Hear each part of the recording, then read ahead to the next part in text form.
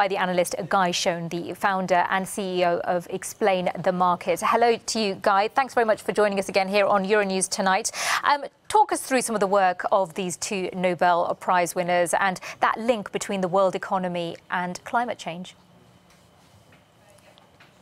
Sam, they're both quite different economists. So Paul Romer and William Nordhaus both awarded the top prize today. Paul Romer's work was all about focusing on innovation and human capital and really trying to figure out how to drive prosperity. And that's particularly important at the moment because of all the governments around the world who are struggling to understand how to make productivity improvements. Then William Nordhaus, as you mentioned, he managed to integrate climate change into very long-running macroeconomic analyses.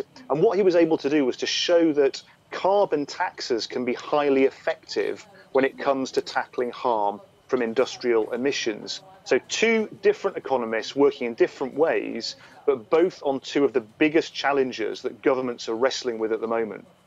And has their work influenced governments in their policies?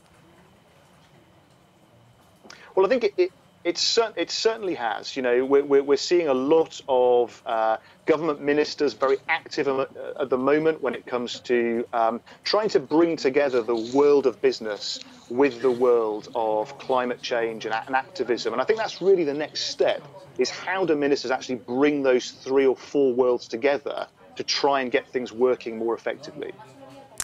Staying with the theme of the climate, EU ministers are meeting on Tuesday to discuss CO2 emissions, and a group of them have published a letter in the British newspaper, the FT, to discuss diesel emissions in particular. What are their concerns there?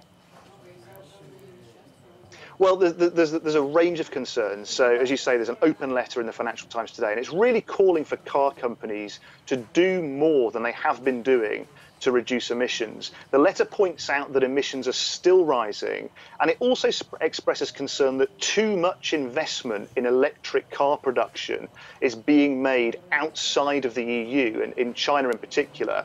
So politicians say they're worried about EU car brands investing up to 7 times more in electric production in China than in Europe. And in a statement a little reminiscent perhaps of American rhetoric recently, they've announced that as EU ministers, they need to make sure that these cars are both produced and driven in the EU. And briefly, Guy, talk us through this one British man taking on the mainstream banks in Britain.